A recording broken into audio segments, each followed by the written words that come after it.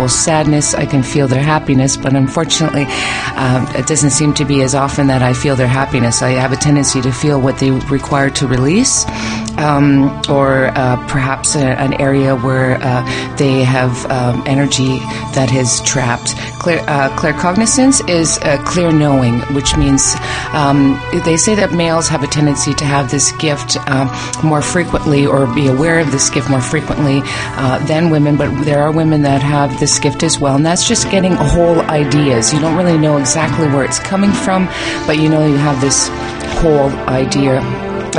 Clairaudience is hearing, clear hearing, and basically I hear my guides and angels usually predominantly from one side of the body more than the other.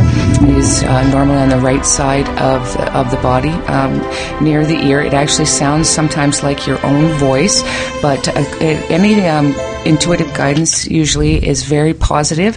If it's negative, it is not spiritual guidance. Clairvoyance is clear seeing, which means you're able to see things. You can either see it in your mind's eye, or you'll actually see it around, outside, externally, but also seeing signs, physical signs, be it number sequences, butterflies. Sometimes spirit communicates with us in those ways as well. So, in the gist of it, we have our clairsentience, which is feeling, claircognizance, which is clear knowing, clairaudience, which is clear hearing, and clairvoyance, which is clear seeing. Oh, that's wonderful.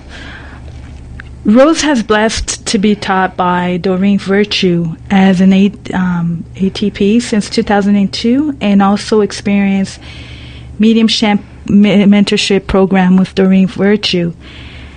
Rose is also an integrated energy therapist, master instructor since 2003, Reiki Master since 2001. Her first and second degree Reiki was with Alan Sutherland. Alan works with groups, individual clients, and students in teaching in clinical setting since the late 1980s. Rose, can you explain to us what Doreen Virtue does? Well, let's stick with Ellen first, seeing as you left it with Ellen, because she was my first teacher. How's that? Okay, that's fine. So Ellen was my first healer. Basically, Ellen, I feel really blessed that I did study with Ellen Sutherland because of the fact that I know this is a little hokey sounding, but she's a Virgo and so am I. And because of that, she kind of knew my natural characteristics that I came in this life with. Ellen Sutherland helped me with my inner child work. Prior to that, I had done more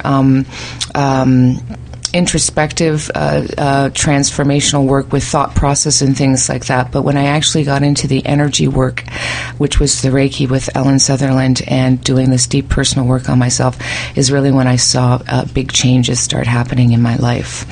So I'm very grateful for her, for the role that she played at that point in my life. Oh, that's wonderful. And Doreen Virtue? So, yes, basically Doreen Virtue is, I do resonate more with Doreen. As I've gone and grown, I find that when I first saw Doreen speak, I had, I kind of said to one of my other spiritual teachers, I said, that's exactly what I want to do.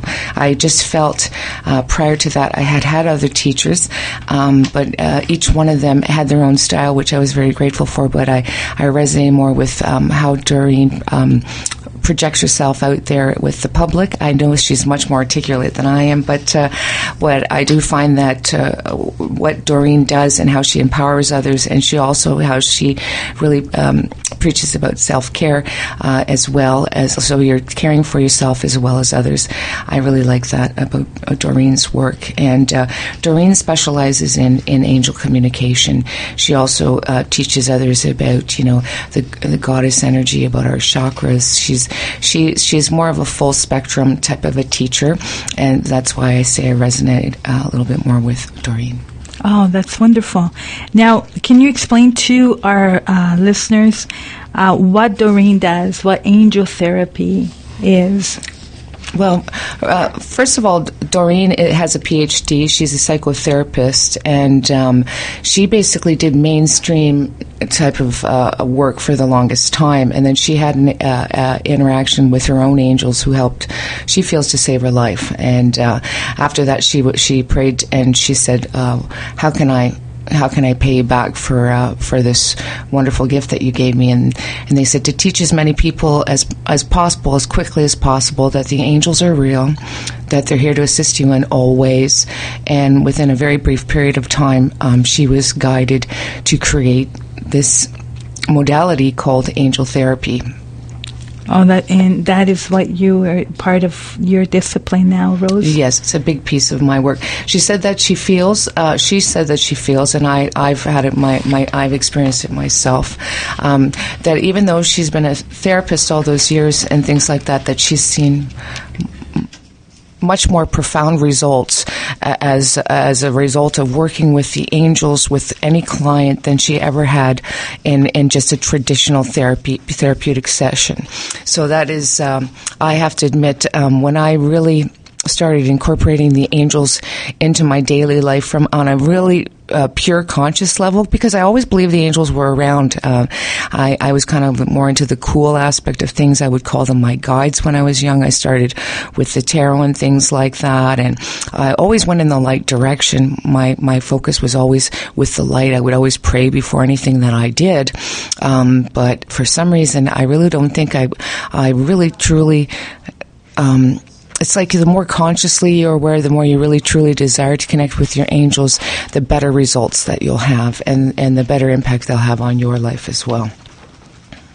Oh, that's wonderful. We're going to take a break and we'll be right back.